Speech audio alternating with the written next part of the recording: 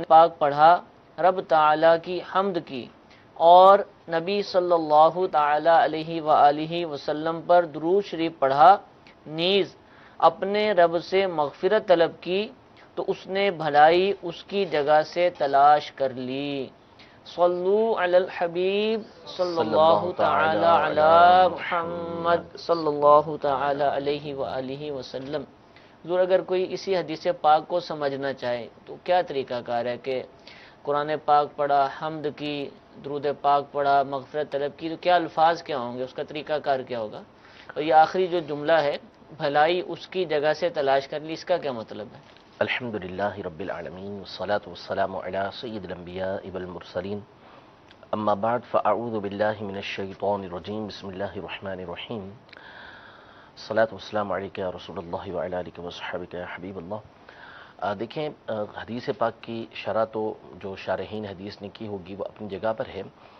ایک بات اس حوالے سے میں عرض کرتا چلوں کہ ایک عمل منفرد ہوتا ہے کہ جس کی اپنی فضیلت ہوتی ہے، جیسے درود پاک پڑھنا ہے یا اللہ تبارک و تعالیٰ کا ذکر کرنا ہے، اسی طرح قرآن پاک کو پڑھنا ہے، دعا مانگنا ہے، نماز پڑھنا ہے، تو ان کی اپنی الگ الگ فضیلتیں ہوتی ہیں اور بعض اوقات ان کا مجموعہ یہ اور زیادہ فضیلت کا سبب بن جاتا ہے۔ جیسے اس کی مثال یوں دیکھیں کہ جیسے شہد کے اندر شفا ہے، اسی طرح بارش کے پانی کے اندر شفا ہے، مہر کے حوالے سے بھی شفا کی گفتگو کی گئی کہ مہر کی رقم کے اندر برکت ہوتی ہے، آب زمزم کے اندر برکت ہوتی ہے۔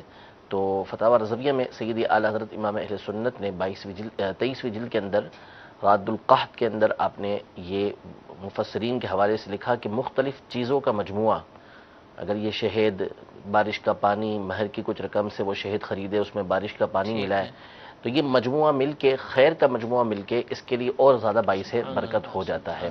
تو اسی طرح مختلف اعمال ہیں، قرآن پاک پڑھنا اپنی جگہ پر فضیلت کا باعث ہے، حمد کرنا اپنی جگہ پر فضیلت کا باعث ہے، درود پاک پڑھنا یہ خود فضیلت کا سبب ہے۔ یہ تمام کی تمام چیزیں بندے کے لیے نیکی کا، بھلائی کا ذریعہ بنتی ہیں۔ تو ظاہر ہے کہ جب اتنے سارے کام بندہ کرے گا، قرآن پاک پڑھے گا، اللہ کی حمد و ثنا کرے گا، پھر درود پاک پڑھے گا، دعا مانگے گا، تو گویا کہ اس نے بھلائیاں بہت ساری اپنی جگہ سے حاصل کر لی ہیں۔ قرآن کی بھلائی حاصل کی اس نے، ذکر اللہ کی بھلائی حاصل کی، حمد کی بھلائی حاصل کی، درود پاک کی بھلائی اس نے حاصل کی ہے۔ تو یہ حمد کیسے کرے گا؟ میں حمد کرتا ہوں، کوئی حمد وہ جو اشعار ہوتے ہیں وہ پڑھے گا؟ حمد سے مراد اللہ کی تعریف۔ اچھا، تو جو اچھے سے اچھے الفاظ آتے ہیں اسے چاہیے کہ وہ الفاظ استعمال کرے۔ الحمدللہ رب العالمین، یہ بھی اللہ تبارک و تعالیٰ کی حمد ہے۔ الحمدللہ، یہ بھی اللہ تبارک و تعالیٰ کی حمد ہے۔ سمع اللہ لمن حمیدہ، یہ بھی اللہ تبارک و تعالیٰ کی حمد ہے۔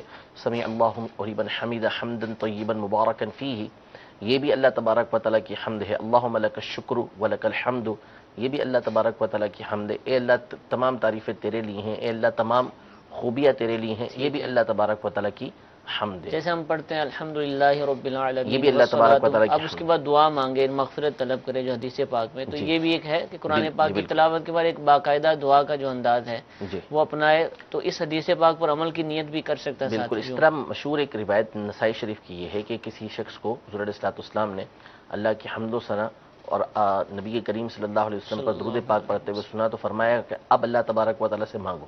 ٹھیک، تو وہ مانگنے کا حکم دیا اس کو۔ اس کا مطلب ہے کہ حمد اور درود شریف کے بعد جو ہے جو دعا کی جاتی ہے اللہ تبارک و تعالیٰ اس کو قبول فرماتا ہے۔ ٹھیک ہے، جب حضور قرآن مجید کا اس میں تذکرہ ہے پڑھنے کا، قرآن پاک کی تلاوت بھی ہے اور قرآن پاک کو سمجھنا بھی ہے، کیونکہ ہم اکثر عجمی ہیں، جس طرح ہم بھی گفتگو کر رہے ہیں، عربی نہیں جانتے، تو ہمارے لیے افضل کیا کہلائے گا؟ تلاوت کرنا ہمارے لیے بہتر ہے یا قرآن پاک کا ترجمہ پڑھنا زیادہ افضل ہے، یا دونوں ہی ٹھیک ہیں لیکن کسی ایک کو کیا ہے اس میں کیا کہنے؟ یعنی ایک عام انسان کو کیا کرنا چاہیے قرآن پاک کے حوالے سے؟ دیکھیے پہلے تو میں عرض کر دوں کہ ویسے پہلے بھی میں اپنے سلسلے کے اندر اس بات کو وضاحت کے ساتھ بیان کر چکا ہوں کہ قرآن مجید فرقان حمید اللہ تبارک و تعالیٰ کی وہ عظیم الشان کتاب ہے کہ جو ہر طرح سے ہمارے لیے باعث رحمت ہے، ہمارے ظاہر کے لیے، ہمارے باطن کے لیے۔ قرآن پاک کے الفاظ، قرآن پاک کے معانی، قرآن پاک کو دیکھنا، قرآن پاک کو چھونا، قرآن پاک کو عزت و احترام کے ساتھ رکھنا، ہر چیز ہمارے لیے قرآن باعث برکت ہے۔ قرآن کا اصل مقصد، جو قرآن نازل کرنے کا مقصد بیان کیا گیا ہے، اس میں جو حکمت ہے اصل، وہ ہے ہدایت۔ کہ بندہ اس کے ذریعے سے ہدایت حاصل کرے. ہدی للناس ہدی للمتقین، کہ اس قرآن پاک کو نازل اس لیے کیا گیا کہ تاکہ اس کے ذریعے لوگوں کو ہدایت حاصل ہو.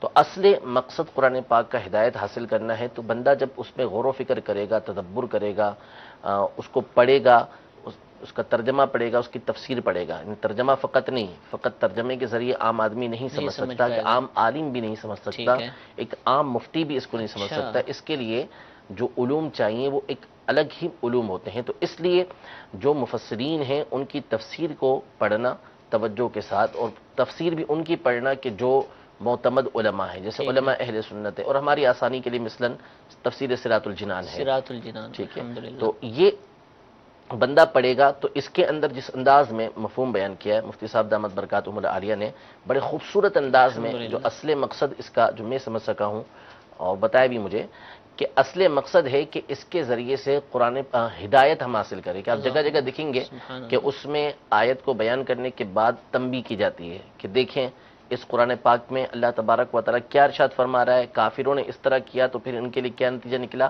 آج مسلمان اپنے حال کے اوپر غور کریں کہ کیا اس آیت کے اوپر وہ عمل کر رہے نہیں کر رہے. تو جب یہ بندہ پڑھے گا تو قرآن پاک کی باتیں اس کے سامنے آتی چلی جائیں گی، اور قرآن پاک کو وہ اپنی زندگی کے اندر نافذ کرتا چلا جائے گا. یہ قرآن پاک کا اصل مقصد ہے، اور اس سے بندے کو برکت حاصل ہوتی ہے، اس میں کوئی کلام نہیں ہے. لیکن اسی طرح بعض لوگ یہ کہتے ہیں کہ جی اب جیسے مثال کے طور پہ حفاظ ہوتے ہیں، بڑی خوبی کے ساتھ قرآن مجید فرقان حمید کو پڑھ رہے ہوتے ہیں، تو وہ بعض لوگ کہتے ہیں کہ طوطے کی طرح رٹا ہوا ہے قرآن پاک پڑھ رہے ہیں. یہ درست نہیں ہے، طریقہ کار جملہ ہی ٹھیک نہیں ہے کہ طوطے کی طرح قرآن رٹا ہوا ہے. اللہ تبارک و تعالیٰ کے حبیب صلی اللہ تعالیٰ علیہ وسلم نے ایسے حفاظ کی تعریف کی ہے. حملۃ القرآن، جو قرآن کو یاد کرنے والے ہیں، حفاظ ہیں، ان کے مناقب بیان کیے گئے ہیں، فضائل بیان کیے گئے ہیں. قیامت کے دن ایسے حفاظ کے والدین کو اللہ تبارک و تعالیٰ ایسا تاج پہنائے گا کہ جس کی روشنی سورج کی روشنی سے بڑھ کر ہوگی. تو یہ بات، یہ جملہ، یہ طریقہ کار ٹھیک نہیں ہے کہ طوطے کی طرح رٹا ہوا ہے. اگر رٹا ہوا ہے تو بہت اچھی بات ہے. کس کو رٹا ہوا ہے؟ اللہ تبارک و تعالیٰ کے کلام کو رٹا ہوا ہے، قرآن پاک کو رٹا ہوا ہے، اچھے انداز میں پڑھ رہے ہیں، تو یہ خوبی ہے. تو حدیث پاک کے اندر یہ ارشاد فرمایا گیا کہ جو قرآن پاک کا ایک حرف پڑھتا ہے تو بکل لفظ بکل حرف عشر حسنۃ، کہ ہر حرف کے بدلے اس کو 10 نیکیاں ملتی ہیں، 10 نیکیاں اس کو دی جاتی ہیں. پھر فرمایا کہ میں یہ نہیں کہتا کہ الف لام میم جو ہے وہ ایک حرف ہے، بلکہ الف ایک حرف، لام ایک حرف اور میم ایک حرف ہے. یعنی الف لام میم ایک مرتبہ کسی نے پڑھا تو 30 نیکیاں اس کو ملتی ہیں. اور پھر اس پر علماء نے تفصیل الگ کی ہے کہ باوضو پڑھنے کی وجہ سے اس کو مزید اللہ تبارک و تعالیٰ اضافہ عطا فرماتا ہے. پھر کھڑے ہو کے پڑھا تو اور مزید اس کو نیکی عطا فرماتا ہے. نماز میں پڑھنے پر امام غزالی نے فرمایا کہ 100 نیکیاں ایک ایک حرف کے اوپر ملتی ہیں. تو قرآن پاک کو اگر بلا سمجھے بھی کسی نے پڑھا، ٹھیک ہے، تو بھی اس صورت میں اس کو قرآن پاک پڑھنے کا ثواب ملے گا. اللہ تبارک و تعالیٰ اس کو اس کی نیکیاں عطا فرمائے گا. یہ احادیث طیبہ موجود ہیں کہ جس میں فقط قرآن پاک پڑھنے والے کی فضیلت کو بیان کیا گیا ہے. تو اس لیے اگرچہ کہ اصل مقصود تدبر قرآن ہے، قرآن سے ہدایت حاصل کرنا ہے، لیکن قرآن پاک کو پڑھنا یہ بھی باعث برکت ہے. بلکہ علماء نے یہاں تک فرمایا کہ نماز کے علاوہ نماز کے قرآن پاک کو دیکھ کر پڑھنا افضل ہے. دیکھ کر پڑھنا. اس کی وجہ یہ بیان کی گئی کہ بندہ جب دیکھے گا تو نظروں کا حصہ قرآن پاک سے بیان کیے گا کہ اپنی نظروں کو بھی قرآن پاک سے حصہ دو. وہ کیسے دیں گے؟ جب ہم قرآن پاک کو دیکھیں گے. تو قرآن پاک کو دیکھنا یہ باعث ثواب ہوگا. پھر اس کو آپ نے ہاتھ لگایا تو ہاتھ لگانا یہ باعث ثواب ہوگا. حضرت اکرمہ رضی اللہ تعالی عنہ، سنن دارمی کے اندر حدیث پاک ہے کہ قرآن پاک کو چوما کرتے تھے. تو چومنا یہ ایک الگ عبادت ہے، افضل عبادت ہے کہ اللہ تبارک و تعالیٰ کے کلام کو چوما جا رہا ہے. تو اللہ تبارک و تعالیٰ اس پر بھی ثواب عطا فرماتا ہے کہ بندہ اس کی کتاب کو چھو رہا ہے، اس کی کتاب کو احترام کے ساتھ، ادب کے ساتھ دیکھ رہا ہے. یہاں تک فتاوی قاضی خان اور کئی کتابوں کے اندر لکھا ہے کہ گھروں کے اندر جو قرآن پاک رکھا جاتا ہے، اگرچہ کہ ہمارے یہاں ایسا ہونا نہیں چاہیے کہ جیسا ہوتا ہے کہ جہیز کے اندر قرآن پاک آیا اور گھر کے اندر رکھ دیا، اب کبھی کبھی اس کو مٹی ہٹانی ہو تو ہٹا دی اس کے اوپر سے، ورنہ وہ جزدان رکھا ہوا رہتا ہے. ایسا ہونا نہیں چاہیے. اس کو پڑھنا چاہیے، اپنے گھر کے اندر تلاوت قرآن ہونی چاہیے، لیکن اس قرآن پاک کے رکھنے پر بھی یہ ارشاد فرمایا ہے کہ جو عزت و احترام کے ساتھ ثواب کی نیت سے اس کو رکھے گا، اللہ تبارک و تعالیٰ اس رکھنے پر بھی اس کو ثواب عطا فرمائے گا۔ تو یہ وہ عظیم الشان کتاب ہے کہ اللہ تبارک و تعالیٰ نے اس میں ہر طرح سے ہمارے لیے بھلائی رکھی ہوئی ہے۔ اس کے ذریعے سے جہاں ہماری دنیا سنورتی ہے کہ اس پر عمل کریں تو دنیا کے اندر سرخرو ہوتے چلے جائیں گے، اسی طرح اس کے ذریعے سے ہماری آخرت بھی سنورتی چلے جائے گی۔ ٹھیک ہے، تو ترجمہ بھی پڑھا جائے، تفسیر بھی پڑھی جائے، اور تفسیر ساتھ میں لازمی پڑھی جائے، تلاوت بھی کی جائے، اس کے بھی فضائل ہیں، ہر حرف کے بدلے میں نیکی ملے گی۔ لیکن قرآن جب بھی پڑھا جائے تو درست انداز میں پڑھا جائے، غلطی نہیں ہونی چاہیے، اس پر بہت گناہ بیان کیا گیا ہے۔ الحمدللہ عز وجل دعوت اسلامی ہماری اس سلسلے میں بھی مدد فرماتی ہے۔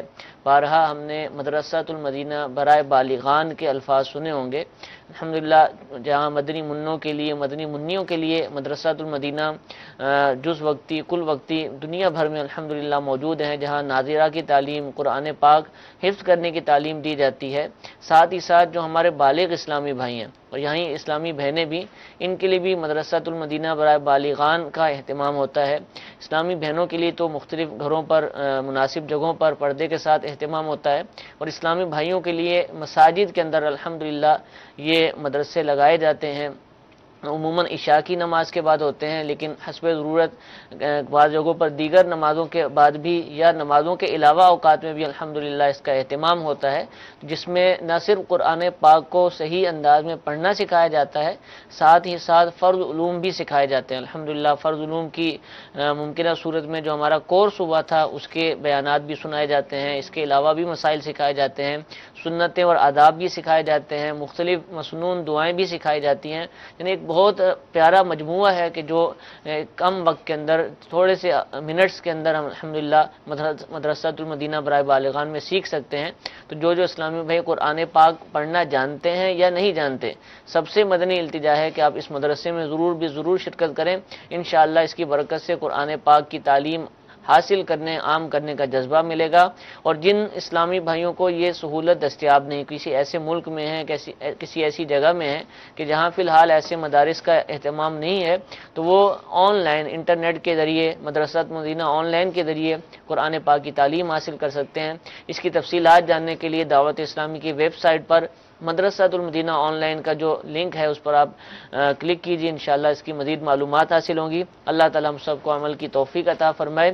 کالز بھی ہمارے پاس موجود ہیں، میسیجز بھی آ رہے ہیں، کچھ ویڈیو سوالات بھی ہیں۔ سب سے پہلے ایک ویڈیو سوال سلسلے کا حصہ بناتے ہیں، جی چلائیے۔ کوئی شخص کوئی چیز گروی رکھاتا ہے تو اس کی شرعی حیثیت کیا ہوگی؟ جی تو گروی کے حوالے سے غالباً پوچھ رہے ہیں۔ جی، گروی رکھوانے کا جو حکم ہے وہ تو قرآن و حدیث کے اندر موجود ہے۔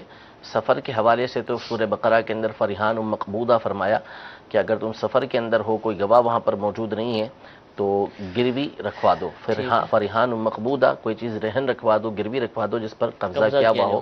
اسی طرح نبی کریم صلی اللہ تعالیٰ علیہ وآلہ وسلم نے مدینہ منورہ میں اپنی زرہ جو ہے وہ رہن رکھائی ہوئی تھی، گروی رکھائی ہوئی تھی۔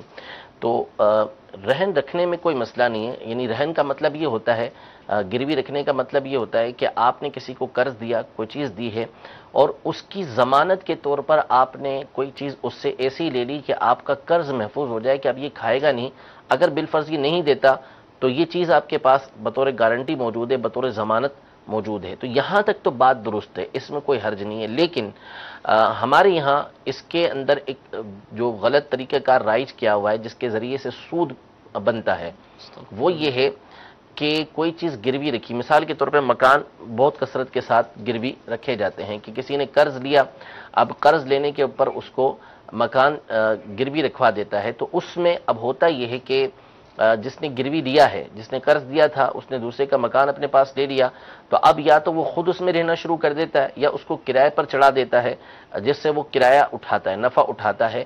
یہ چیز سود ہے، کیونکہ آپ نے اس کو قرض دیا ہوا ہے اور قرض کے اوپر آپ نفع اٹھا رہے ہیں، اور حدیث پاک کے اندر ہے کہ کل قرض جر منفعۃ فہو ربا، کہ جو بھی قرض، ہر قرض جو نفع لے کر آئے وہ سود ہے۔ تو یہاں پر اس سے نفع اٹھا رہے ہیں، یہ نفع اٹھانے کی شرعاً اجازت نہیں ہے۔ ویسے ہی اگر کوئی بطور ضمانت گارنٹی کے طور پر کسی کی کوئی چیز گروی رکھتا تو اس میں کوئی حرج نہیں تھا، اگرچہ کہ گروی رکھنے والا اجازت بھی دے دے تو بھی علماء نے منع فرمایا کہ اس کی شرعاً اجازت نہیں ہے۔ ٹھیک ہے جزاک اللہ جی۔ ایک اور سوال سلسلے میں شامل کرتے ہیں، چلائیے۔ میرا مفتی صاحب سے سوال ہے کہ ایک شخص کی شادی ہوئی ہے اور وہ پہلی بیوی کو طلاق نہیں دیتا اور اس کی اجازت کے بغیر دوسری شادی کر سکتا ہے؟ جی حضور۔ دیکھیں، قانون تو ہمارے ہاں اس کو ضروری قرار دیتا ہے کہ پہلی بیوی کی اجازت کے بعد ہی دوسری بیوی سے شادی کی جائے اور نہ بغیر اس کی جائے، اگرچہ کہ شرعاً اجازت کی حاجت نہیں، لیکن قانون پر عمل کیا جائے، اجازت لے کر کی جائے۔ لیکن مسئلہ یہ ہے کہ دیکھیں، شریعت مطہرہ ہر چیز کے اندر اعتدال کا حکم دیتی ہے۔ مرد کو اگر اس بات کی اجازت دی ہے کہ وہ ایک سے زائد نکاح کر سکتا ہے تو اس کو کھلا نہیں چھوڑا ہوا، بلکہ اس کے لیے قید لگائی ہے کہ تم عدل کر سکو۔ اگر تم عدل کر سکو تو پھر اس صورت میں تمہیں اس بات کی اجازت ہے کہ ایک سے زائد کر سکتے ہو، لیکن اگر انصاف نہیں کر سکتے، عدل نہیں کر سکتے، تو پھر فواحدہ، ایک ہی کی طرف جو ہے ایک ہی پر اکتفا کرو، ایک سے زائد نہ کرو۔ تو ضروری اس بات میں یہ ہے کہ جب آپ دوسرا نکاح کریں گے تو پھر آپ کو اس کے احکام معلوم ہونے چاہیے کہ کس صورت میں آپ دوسرا، تیسرا، چوتھا نکاح کر سکتے ہیں، آپ کو کس طریقے سے تمام کے درمیان انصاف کرنا پڑے گا، کس طریقے سے ان کے درمیان تقسیم کاری کرنا پڑے گی، یہ تمام احکام سیکھنا پڑیں گے، ورنہ اس کے اوپر بہت سخت وعیدیں احادیث طیبہ کے اندر آئی ہیں۔ ایک بات یہ، دوسری بات یہ کہ اگرچہ شریعت مطہرہ نے مرد کو اس بات کا پابند نہیں کیا کہ وہ پہلی بیوی سے اجازت لے اس بات کی، لیکن امیر اہل سنت بڑی خوبصورت بات اور زمانے کے احوال کے اعتبار سے جو حال ہمارے یہاں چل رہا ہے اس کے اعتبار سے سمجھاتے ہیں کہ چونکہ ہمارے یہاں بہت بڑی تعداد ہے کہ جو اس چیز کا شعور رکھتی نہیں ہے کہ مرد کو اس بات کی اجازت دی گئی ہے، تو نتیجہ یہ نکلتا ہے کہ پھر اس کے بعد بہتانوں کا، تہمتوں کا، غیبتوں کا ایک دروازہ پورا کھل جاتا ہے۔ اور عمومی طور پر چونکہ ہمیں تو اس چیز کا بکثرت دارالفتہ کے اندر تجربہ ہے کہ نتیجہ یہ نکلتا ہے کہ عام طور پر ایک نہ ایک کی طلاق پر جا کے جو ہے وہ معاملہ ختم ہوتا ہے، بہت خطرناک معاملات ہو جاتے ہیں، کئی دفعہ لڑائیاں ہو جاتی ہیں۔ تو اس لیے جو طریقہ کار بہتر ہے وہ یہی ہے کہ اگر نکاح کرنا ہے تو اگرچہ کی صورت میں کہا یہی جائے گا کہ پھر نہیں کرنا، لیکن کرنا ہے تو اس میں بہتر طریقہ کار یہ ہے کہ سب کو اعتماد میں لیا جائے، اپنے گھر والوں کو بھی اعتماد میں لے، پہلی بیوی اور اس کے گھر والوں کو اعتماد میں لے، دوسری بیوی سے جو نکاح جہاں کر رہا ہے ان کے گھر والوں کو بھی اعتماد میں لے۔ کئی مرتبہ ایسا ہوتا ہے کہ دوسری کو پتہ ہی نہیں ہوتا کہ اس کا پہلے سے نکاح ہوا ہے، تو نتیجہ یہ نکلتا ہے کہ پھر وہ لڑائیاں جھگڑے شروع ہوتے ہیں۔ تو عافیت اسی کے اندر ہے کہ تمام کے تمام معاملات ایسے ہوں کہ بعد میں مشکلات کا سامنا نہ کرنا پڑے، اور پھر اس کے بعد جو شرعی حدود و قیود ہیں، جو شرائط ہیں، اس کا اہتمام کرنا یہ انتہائی ضروری ہے۔ حضور، جو شرعی حدود و قیود ہیں، باری کے احکام اور دیگر ہیں، اصل میں عموماً جو دیکھا گیا ہے دوسرا نکاح کیا جا رہا ہوتا ہے، اکثر یہ زیادہ تر جو کہہ لیں اس وقت ہوتا ہے کہ جب پہلی جو اہلیہ زوجہ ہیں ان سے تعلقات نہیں رکھنے ہوتے، وہ تنگ آ گئے ہیں، کوئی بھی مسائل ہیں چاہے مرد کی طرف سے یا عورتوں سے، تو اب وہ دوسرا کیا جاتا ہے، تو اس نے تو ویسے ہی تعلقات نہیں رکھتے، اب وہ نہ چھوڑتا ہے نہ اس کے ساتھ دیگر معاملات ہیں، میاں بیوی کے جو حقوق ہیں وہ بھی پورے نہیں ہو رہے، تو یہ مشورہ دینا کیسا ہے؟ یعنی ہم کیا کہیں اس میں بہتر طریقہ پہلے کیا ہے؟ مسئلہ تو یہ ہے نا کہ یا تو آپ اس کو رکھیں، ٹھیک ہے، اس کے ساتھ تعاون کریں۔ جی جی۔ اب اس میں دونوں طرف کی چیزیں دیکھ لی جائیں کہ یہ جو اس طرح کی بے رغبتی پیدا ہوئی ہے اس کی وجہ کیا ہے۔ صحیح، ظاہر ہے کہ پہلا نکاح بھی اس نے کیا ہے تو ایک عرصہ ساتھ رہتے رہے ہیں، تو پھر یہ معاملہ کیوں ہوا؟ تو جو اسباب ہیں دونوں طرف سے اس کو دور کرنے کی کوشش کی جائے، اور یہ کوئی طریقہ کار نہیں ہے کہ پہلی بیوی کو چھوڑے نہ، اس کو کل معلقہ یعنی لٹکایا ہوا رکھے، تو اس کی تو بالکل بھی اجازت نہیں ہے۔ بلکہ ایسے کے بارے میں فرمایا کہ قیامت کے دن جب ایسا شخص آئے گا کہ جس نے یہ نکاح دو کیے ہوئے ہیں لیکن ایک کو بالکل چھوڑ کے رکھا ہوا ہے، تو اس کی ایک جانب بالکل ڈٹکی بھی ہوگی، یعنی بہت بری حالت کے اندر وہ قیامت کے دن آئے گا۔ تو ایسا ہرگز نہیں ہونا چاہیے، صلح کی کوشش کریں، اپنا گھر پہلا والا بھی سنواریں، اچھی طریقے سے رہنے کی کوشش کریں، ورنہ اس کو لٹکائیں کسی صورت کے اندر نہیں کہ وہ اس کو تکلیف کے اندر، اذیت کے اندر مبتلا کیا ہوا ہے اور خود دوسری شادی کر کے آرام کے ساتھ رہ رہا ہے اور وہ پریشانی کے اندر مبتلا ہے۔ یہ کرنا شریعت مطہرہ اس کی اجازت نہیں دیتی۔ پہلے کسی مفتی صاحب سے رابطہ کر لیا جائے، اجازت اگرچہ لینا ضروری نہیں لیکن مشورہ کر لیا جائے، مشورہ کیا جائے۔ اور یہ جو صورت حالات بتا رہے ہیں اس میں تو لازمی طور پر دونوں کسی بڑے کے پاس بیٹھ کر، کسی عقل مند جو دین کو سمجھتا ہو اس کے پاس بیٹھ کے اپنے مسائل کو حل کروائیں، ٹھیک ہے، تاکہ ان دونوں کے درمیان وہ الفت اور محبت پیدا ہو جائیں کہ آگے کے معاملات خراب نہ ہو ٹھیک سکیں۔ ہے، ٹھیک ہے، ٹھیک ہے، جزاک اللہ جی۔ ایک اور کال چلائیے۔ عرض یہ کرتا ہوں کہ اگر کوئی آدمی کسی ایسے پیر کا مرید ہو جو شریعت کا پابند نہ ہو اور وہ اپنا مرشد بدل سکتا ہے یا نہیں بدل سکتا، اس کے متعلق مہربانی فرما کر مجھے وضاحت فرما دیں۔ جی حضور۔ دیکھیں، جو پیری کی شرائط ہیں، یعنی پیر کون بن سکتا ہے، اس کو تو علماء نے واضح الفاظ میں لکھ دیا ہے۔ اعلیٰ حضرت امام اہل سنت نے سبع سنابل کے حوالے سے اس بات کو ذکر کیا کہ پیر کی 4 شرطیں ہیں۔ ٹھیک ہے، نمبر 1، سنی صحیح العقیدہ ہونا اس کا ضروری ہے۔ نمبر 2، فاسق مولد نہ ہو، کھلم کھلا گناہ کرنے والا نہ ہو۔ نمبر 3، اہل علم میں سے ہو، علم بکثرت رکھتا ہو، اپنے مسائل کو حل کر سکتا ہو۔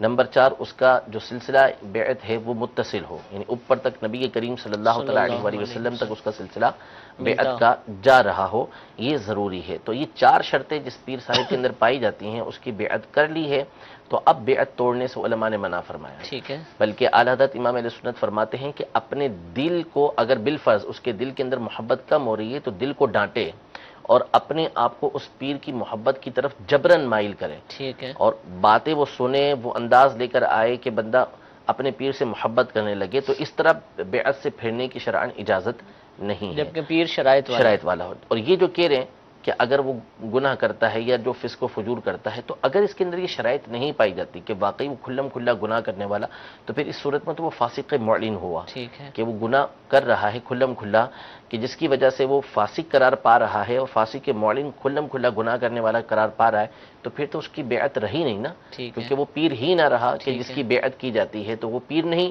تو اس کا مطلب ہے کہ ان کی بیعت ختم ہو چکی ہے، ٹھیک ہے، اب وہ کسی اور پیر صاحب سے بیعت ہو سکتے ہیں، لیکن فقط دل کا کسی اور کی طرف مائل ہو جانا کہ نہیں جی میں ان کی جگہ ان سے بیعت ہو جاؤں، یہ طریقہ کار بیعت کے اندر، طریقت کے اندر، تصوف کے اندر ٹھیک نہیں ہے۔ ٹھیک ہے، اس کے بارے میں یہی ارشاد فرمایا کہ بندہ اپنے آپ کو ڈانٹے کہ غلط راہ کی طرف جا رہا ہے، اس کو چاہیے کہ جس پیر صاحب سے اس نے پہلے بیعت کی ہے انہی کی طرف وہ مائل رہے۔ ٹھیک ہے۔ پیر یعنی جو لفظ پیر ہے ہمارے ہاں تو بہت سارے معنی میں اب اس کو بہت سارے لوگوں پر محمول کیا جاتا ہے، ورنہ آپ کے جو الفاظ ہیں اس سے تو پتہ چلتا ہے کہ ایک نیک صالح شخص، عالم ہو، دیندار ہو، جو اللہ کی راہ کی طرف بلائے، خود بھی عمل کرے، وہ پیر ہوتا ہے، ظاہر ہے، نہ کہ جو عاملین آج کل ہمارے یہاں بنے ہوئے ہیں اور وہ تعویذ گنڈا کرتے ہیں اور وہ پیر ہیں۔ اگرچہ عامل بھی بننا جائز ہوتا ہوگا سارے معاملات۔ دیکھیں مسئلہ یہ ہے، ہمارے استاد محترم بڑی مفتی قاسم صاحب دامت برکاتہم العالی بڑی پیاری بات ارشاد فرماتے ہیں کہ ایک ہی پیر کی شرائط 4 شرائطیں پائی گئیں تو وہ اس سے بیعت تو ہوا جا سکتا ہے، جائز ہے، سلسلہ آپ کا متصل ہو گیا، لیکن پیر بنانے کا جو اصل مقصد ہے وہ ہے ہدایت کو حاصل کرنا، ٹھیک ہے، راہ کو حاصل کرنا۔ ٹھیک ہے، تو اب آپ ایسے کو اپنا رہنما بنائیں گے کہ جو آپ کے اندر باطنی خرابیاں ہیں، ظاہری خرابیاں ہیں، اس کو دور کرے۔ پیر بنانے کا مقصد کیا ہے؟ مقصد یہی ہے کہ میری جو برائیاں ہیں، میں جس خرابی کے اندر مبتلا ہوں، مجھے اس کو دور کرنے کا موقع ملے، مجھے کوئی ایسا رہنما ملے کہ جس کا ہاتھ پکڑ کر میں نبی کریم صلی اللہ تعالیٰ علیہ وآلہ وسلم کے دربار تک پہنچ سکوں، آپ علیہ الصلوۃ والسلام کے طریقہ کار پر چل سکوں، کہ میرے اندر ایسی کوئی خرابی موجود ہے کہ جس کو میں سمجھ نہیں پا رہا، تو وہ میری اس خرابی کو، برائی کو دور کر دے۔ اصل مقصد یہ ہے بیعت کا کہ ہم اس لیے بیعت ہوتے ہیں، جیسے امیر اہل سنت ہیں، الحمدللہ کئی مرتبہ ایسا ہوتا ہے کہ جو اہل علم بھی ہیں وہ جب ان کی بارگاہ میں آتے ہیں تو پتہ چلتا ہے کہ ہمارے اندر یہ خرابی موجود ہے، ٹھیک ہے، کہ یہ ہم بظاہر اپنے آپ کو یہ سمجھ رہے ہوتے ہیں کہ ہم ٹھیک جا رہے ہیں اور ظاہر کے اعتبار سے ٹھیک جا رہے ہوتے ہیں، لیکن بعض اوقات باطن کی خرابی پتہ چلتی ہے ان کی گفتگو سے۔ وہ سیدھا بعض اوقات نہیں بولیں گے کہ ہمارے اندر یہ خرابی ہے، لیکن جب وہ کسی بات کو سمجھائیں گے تو پتہ چلتا ہے کہ یار یہ خرابی تو میرے اندر موجود ہے، مجھے اپنی اس خرابی کو دور کرنا ہے۔ تو یہ چیز بنیاد ہوتی ہے۔ تو پیر کا مطلب، پیر تو پھر پیر کے دن کو بھی بولتے ہیں، تو وہ یہاں پر مقصود نہیں ہے، پیر کا مقصد ہے مرشد۔ مرشد کا مطلب ہوتا ہے رہنمائی دینے والا، ہدایت دینے والا۔ تو ہم نے ایسے بندے کو، ایسی شخصیت کو اپنا پیر صاحب بنانا ہے کہ جو ہمیں ہدایت دیں، نہ یہ کہ ہمیں گمراہ کریں۔ مشورہ کیا دیں گے اس موقع پر آپ؟ میں نے نام لے لیا امیر اہل سنت دامت برکاتہم العالیہ، بلکہ علماء نے تو واضح الفاظ میں یہ لکھا ہے کہ جو شخص کسی پیر صاحب کا مرید ہے تو اسے چاہیے کہ اہل زمانہ کے اندر تمام اولیاء کے اوپر اس کو فضیلت دے، یعنی وہ اعتقاد رکھے کہ میرا پیر ہی سب سے افضل ہے، تمام یعنی زمانے میں جو لوگ موجود ہیں ان میں افضل ہے۔ ٹھیک ہے، میں نے سب سے بہتر شخص کو اپنا رہنما چنا ہے۔ تو امیر اہل سنت دامت برکاتہم العالیہ نہ خود بعمل ہے الحمدللہ، آپ کی جو صحبت خدمت میں آتے ہیں، آپ سے جو بیعت ہوتے ہیں، آپ کے حلقے میں جو آتے ہیں، الحمدللہ ہم دیکھتے ہیں کہ وہ بھی باعمل ہو جاتے ہیں، نیک ہو جاتے ہیں۔ تو مدنی چینل کے ناظرین میں سے جو ابھی تک کسی بھی پیر صاحب کے اگر مرید نہیں ہوئے ہیں تو ان سے مدنی التجا ہے کہ امیر اہل سنت دامت برکاتہم العالیہ کی عظیم ہستی ہم میں موجود ہے، الحمدللہ آپ ان سے بیعت ہو جائیے۔ اگر کسی اور پیر صاحب کے مرید ہیں تو امیر اہل سنت طالب بھی فرماتے ہیں، اس کا فائدہ یہ ہوتا ہے کہ آپ کی جو بیعت ہے، آپ کا جو سلسلہ ہے اپنے پیر صاحب سے ہی متصل رہتا ہے، لیکن امیر اہل سنت کے جو سلسلے کے فیوز و برکات ہیں وہ بھی حاصل ہونا شروع ہو جاتے ہیں۔ مختلف مواقع پر الحمدللہ یہ بیعت کا سلسلہ ہوتا ہے۔ پھر اس کے علاوہ خط کے ذریعے، میسج کے ذریعے اور مختلف ذرائع سے بھی امیر اہل سنت کا مرید ہوا جا سکتا ہے۔ مدنی چینل پر ہم اس کے حوالے سے تشہیر سنتے رہتے ہیں، تو آپ ان ذرائع کو اپنائیے، اپنے علاقے کے ذمہ دار سے رابطہ کیجیے، انشاءاللہ عزوجل اس سلسلے میں آپ کی رہنمائی کر دی جائے گی۔ کچھ میسیجز بھی اپنے سلسلے میں شامل کرتے ہیں۔ سوال یہ ہے کہ کیا وائٹ کلر کے علاوہ، سفید رنگ کے علاوہ بھی کوئی کفن دیا جا سکتا ہے؟ دیکھیں، حدیث پاک کے اندر یہ ارشاد فرمایا کہ سفید رنگ کو بہترین قرار دیا، اور ساتھ میں یہ فرمایا کہ اپنے مردوں کو اسی کے اندر کفن دو۔ ٹھیک ہے، تو طریقہ کار یہ ہے کہ سفید کپڑوں کے سفید جو رنگ ہوتا ہے اسی کے اندر کفن دیا جائے۔ اب دوسرے رنگ میں دے دیا تو جائز تو ہے، جائز ہے، حرج نہیں ہے، لیکن کئی مقام ایسے ہوتے ہیں کہ اس میں تنفیر کی صورت بھی بنے گی کہ سمجھ یہ نہیں کیا آئے کر گا دیا۔ آپ کو۔ جیسے بعض مقام پہ ہوتے ہیں چادریں وغیرہ اوپر ڈال دیتے ہیں، دیگر چیزیں ہوتی ہیں، وہ الگ چیز ہے، لیکن اب کوئی گرین کلر کا کفن کسی کو دے دے تو جائز تو ہے، لیکن ایک تو حدیث پاک میں یہ فرمایا کہ سفید ہی دے، سفید دو۔ پھر اس کے علاوہ لوگوں کو سمجھ نہیں آئے گی یہ بات۔ اب جیسے احرام ہے، ٹھیک ہے، احرام میں کوئی قید نہیں کہ سفید رنگ کا ہو، اچھا، لیکن اب سفید رنگ کی جگہ کوئی لال کلر کا، بلو کلر کا یا گرین کلر کا احرام پہنے تو پہننا اس کو سمجھ جائز، نہیں آئے گی، لیکن ایک بھی کسی نہیں کو ملے سمجھ گا، نہیں آئے گی اسٹور کہ میں یہ کیا بھی کیا ہوا شاید اس نے۔ ملے نہیں۔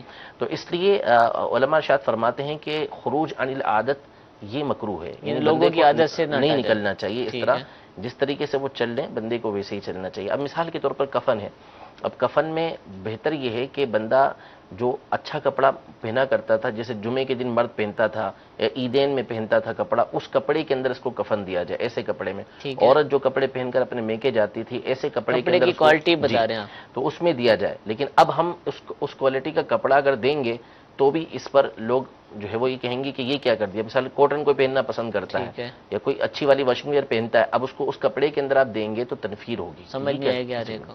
تو لٹھے کے کپڑے میں دیا جاتا ہے، تو اس لیے اچھا والا لٹھا لے کے اسی کے اندر اس کو کفن دے دیا جائے۔ ٹھیک تو ہے، اس طرح چونکہ کفن سفید کفن ہی کا حکم دیا گیا ہے تو سفید رنگ کے کفن میں ہی دفنانا چاہیے۔ نبی کریم صلی اللہ علیہ وسلم نے جب ارشاد فرما دیا تو بات ختم ہو گئی۔ دوسرا کلر جائز ہے لیکن اس سے بچنا چاہیے۔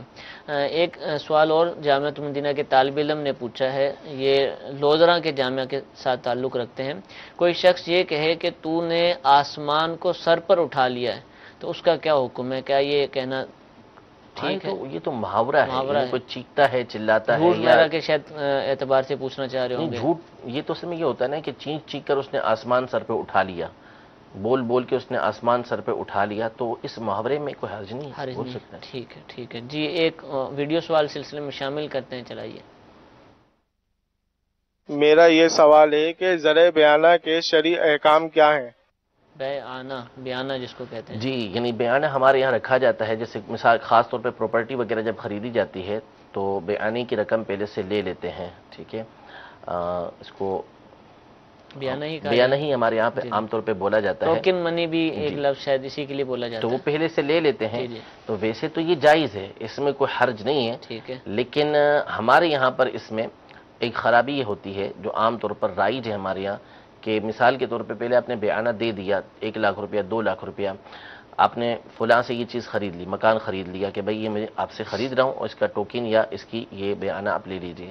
اب اگر آپ وقت مقررہ تک اس کو رقم ادا نہیں کرتے تو یہ شرط ہوتی ہے کہ آپ کا یہ بیانہ وہ ضبط کر لے گا، یہ ناجائز و حرام ہے، وہ اس کی پورا شرط کر لے گا یا کچھ کاٹ لے گا، جو بھی طریقہ کار ہے، دونوں کی اجازت نہیں ہے، اچھا، ناجائز ہے۔ اسی طرح دوسری طرف سے شرط یہ ہوتی ہے کہ مثال کے طور پر وہ مکان وقت پر نہیں دے پایا، جگہ وقت پر نہیں دے پایا، تو پھر وہ جو بیانہ اس نے لیا اس کا وہ دگنا کر کے دے گا، یہ بھی ہوتا ہے، یہ بھی ناجائز و حرام ہے۔ ٹھیک ہے، تو اس چیز کا لحاظ رکھنا یہ ضروری ہے۔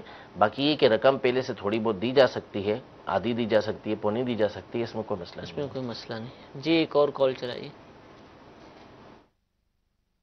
میرا سوال یہ ہے کہ نوکری کرتے ہیں، آنر سے بغیر اجازت ہم لوگ نماز پڑھنے کے لیے جا رہے ہیں، تو وہاں سے فرض پڑھ کے آنے کی ہمیں اجازت ہے یا ہم مکمل نماز پڑھیں؟ اگر اب مکمل نماز پڑھ کے آتے ہیں تو آنر کی ناراضگی.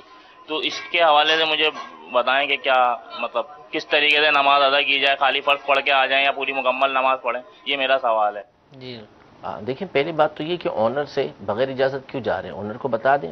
اور پھر دوسری ناراضی کی بات کریں تو اس کا مطلب ہے کہ وہ فرض پڑھنے سے منع نہیں کر رہا، تو اس کو بتا دیں کہ جماعت کے ساتھ نماز پڑھنے کے لیے جا رہے ہیں، نماز جماعت کے ساتھ ادا کریں، فرض پڑھیں، اس کے ساتھ سنت موقدہ پڑھیں. سنت موقدہ کے بعد اگر اس کی طرف سے سیٹ کی طرف سے اجازت ہے تو نفل پڑھیں، ورنہ نفل پڑھے بغیر آپ واپس آ جائیں. تو مکمل نماز سے مراد یہ کہ نفل اگر چھوڑتے ہیں تو حرج نہیں ہے. ٹھیک ہے، کیونکہ وہ اجارے پر ہیں تو اس کی اجازت سے تو پڑھ سکتے ہیں، اس کی اجازت کے بغیر نہیں پڑھ سکتے.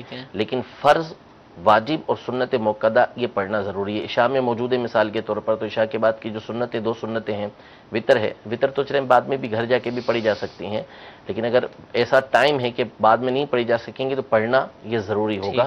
اس کو پڑھ کر ہی یہ نوکری پر آئیں گے. تو پوری نماز سے مراد یہ ہے کہ آپ نے سنت موقدہ، فرض اور واجب کو ادا کرنا ہے. باقی نوافل آپ اس کی اجازت سے پڑھ سکتے ہیں، بغیر اس کی اجازت کے نہیں پڑھیں گے. اچھا، یہ جب کہہ رہے ہیں ناراض ہوتا ہے ایک مسلمان، کہاں نماز سے ناراض ہوگا؟ کیونکہ شخص ایسا ہے بھی تو معاہدے میں ہی شروع میں یہ مینشن کیا جائے کہ بھائی نماز کے وقت نماز پڑھنے جاؤں گا. اگر کوئی ایسا شخص ہے وہ کہے بھی نماز کی اجازت نہیں ہوگی اور یہ چھپ چھپ کے اس کو جانا پڑتا ہے، تو ایسا نوکری کر. دیکھیں یہ تو اجازت یعنی درست ہی نہیں ہے نا. ٹھیک ہے، اعلیٰ فرماتے ہیں کہ خلاف ما انزل اللہ، یعنی جو اللہ تبارک و تعالی نے حکم فرمایا، جو نازل فرمایا، اس کے برخلاف کی نوکری کرنا جائز نہیں ہے. شرط لگا دی کہ بھئی آپ نماز نہیں پڑھیں گے تو ایسی نوکری بولے یہی پڑھ لینا، ابھی کام کا وقت ہے. جماعت واجب ہوتی ہے تو پھر جانا ضروری ہوگا. تو یہ سے ہوتے ہیں افراد کہ وہ نماز پڑھنے سے جانے سے منع کرتے ہیں کہ رزق حلال بھی عبادت ہے، رزق حلال کماؤ. تو یہ کوئی بات نہیں ہے، نماز پڑھنا یہ ضروری ہے. اسی طرح بعض ہوتے ہیں کہ بعد میں پڑھ لینا، جماعت چھڑوا دیتے ہیں، تو جماعت چھوڑنے کی بھی اجازت نہیں ہے. جماعت واجب ہوتی ہے تو آپ کو جماعت کے ساتھ پڑھنا عشاء ضروری کی ہے. نماز، اب جس طرح عشاء مثال کے طور پہ 8:30 ہو رہی ہے اور 9 بجے دکان بند ہونی ہے، تو اب وہ نہیں جانے دے گا، وہ روکے گا بھی ابھی ایک دفعہ ہی جانا جب بند ہو جائے گی. یہ کئی جگہ ایسا دیکھا گیا. اگر اس کے اوپر جماعت واجب ہے، سنی صحیح العقیدہ کی، بلکہ وہ خود بھی جائے نا، روکے گا کیا، وہ خود بھی جائے، اس کو ساتھ لے کے جائے. یہ ایڈجسٹمنٹ کی جا سکتی ہے کہ مساجد ایک سے زائد ہیں اور وہاں ٹائمنگ کا فرق ہے تو وہ چلا جائے. قریب ہیں ساری کی ساری، سب کی جماعتیں واجب بنتی ہیں. ٹھیک ہے، ٹھیک ہے. ایک پڑھنے والے ہیں وہ اپنا بورڈ لگا کر چلے جاتے ہیں، وقفہ برائے نماز. اگر ذہن ہو تو سب کچھ ہو جاتا ہے. اور جو گاہک آپ کا انشاءاللہ آپ کے پاس ہی آئے گا، وہ کہیں نہیں جائے گا. جی ایک اور کال چلائیے.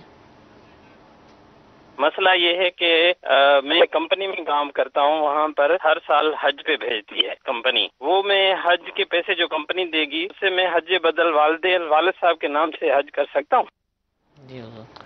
دیکھیں ویسے بھی حج بدل جو ہوتا ہے اس کی جو شرائط ہیں اس میں سے پہلی شرط تو یہ ہے کہ حج بدل اس کی طرف سے ہوگا کہ جس پر حج فرض تھا اور وہ حج کر نہ سکا اور اب کرنے پر قادر نہیں ہے، اس کا انتقال ہو چکا ہے، اس نے وصیت وغیرہ کی ہوئی ہے یا وصیت نہیں کی، فرض اس کی طرف سے ادا کرنا ہو، تو اس صورت میں حج بدل ہوتا ہے.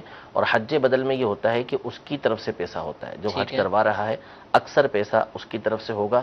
تو یہ تو طریقہ کار ٹھیک نہیں ہے. کمپنی پیسے دے رہی ہے تو وہ حج بدل کے لیے نہیں دے رہی، وہ آپ کے لیے دے رہی ہے، تو اس کے ذریعے سے آپ اپنا فرض حج ادا کریں گے. کمپنی سے مالک ہے، اس سے بات ممکن ہے اجازت لی جائے؟